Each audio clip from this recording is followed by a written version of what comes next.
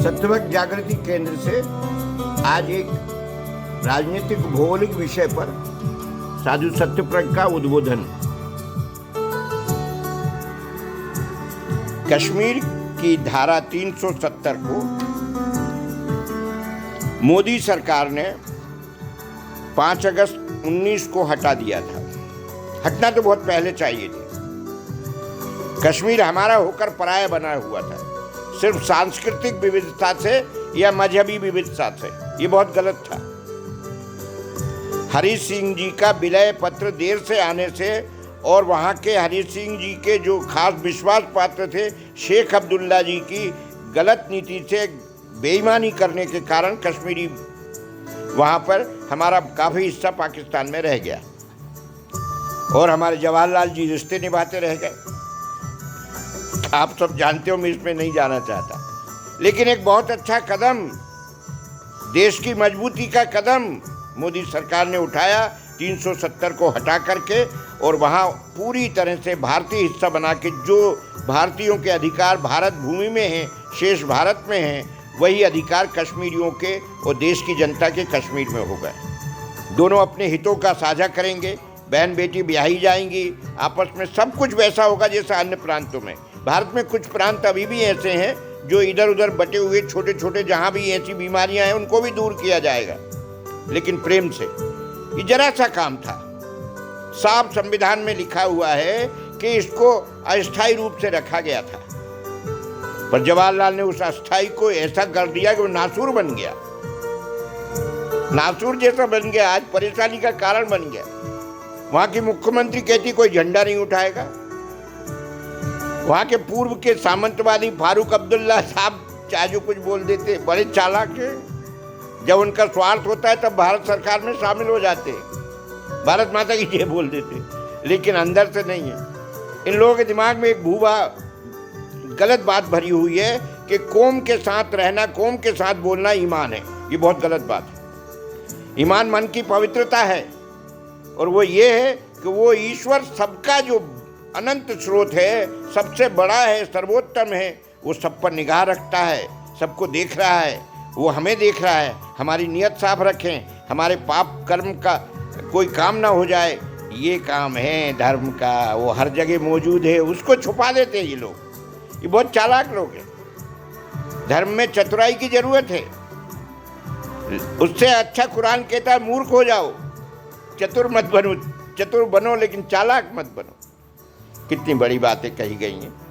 ना कुरान को मानना चाहते, ना गीता को मानना चाहते, ना रामायण को मानना चाहते, ना बाइबिल पिटक, कुछ नहीं, बस अपने अहंकार को मजबूत करते हैं, वर्तमान राजनीतिक सत्ता को मजबूत करते हैं, और केन केन प्रकार धन इकट्ठा करते हैं जो इनके किसी काम का नहीं।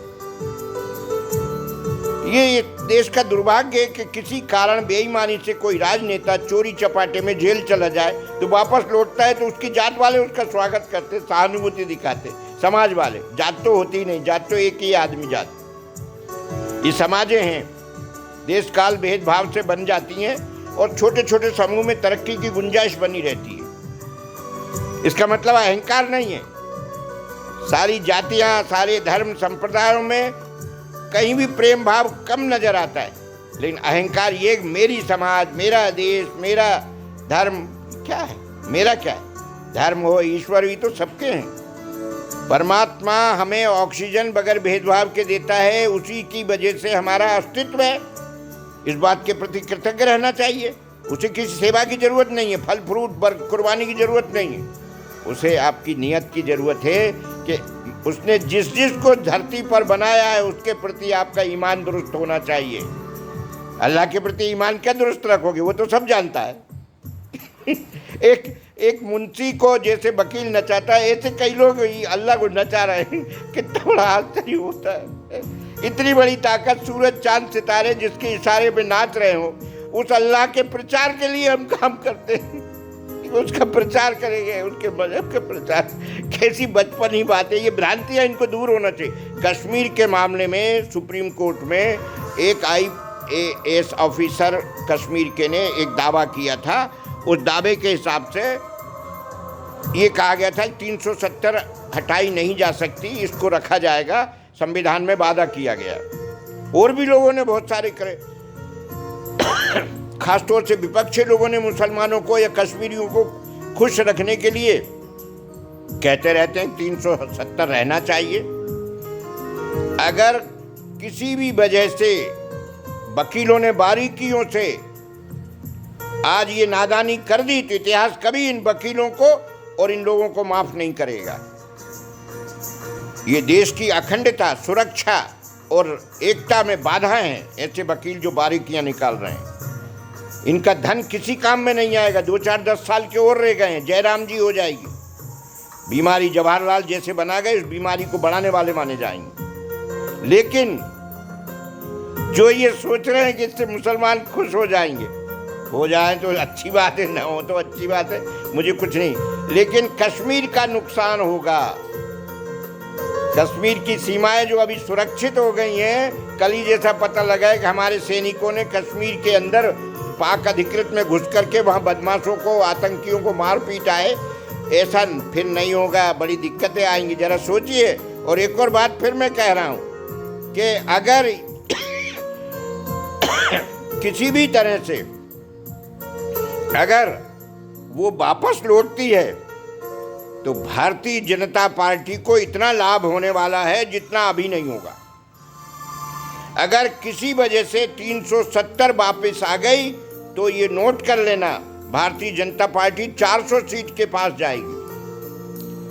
यूसीसी से ज़्यादा उसे समर्थन इस पर मिलेगा, समान नागरिक संहिता से ज़्यादा समर्थन कश्मीर के मुद्दे पर देश में मिलेगा।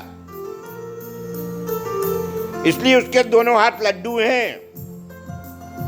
और फिर मैं कह रहा हूं, विपक्ष कितना ही सर पीट ले, कितना ही एक हो जाए, मोदी को आने से रोक नहीं सकते। और फिर मैं एक बात कह रहा हूं, मोदी का ये तीसरा काल है। ब्रह्मा काल निकल गया विचारों का, विष्णु काल निकल रहा है आचारों का, अब व्यवहारों का कार्य है। शंकर जी का कार्य आने वाला है। सतर्क हो जाइए, व्यवहार में अब बहुत सख्ती आने वाली है सरकार के।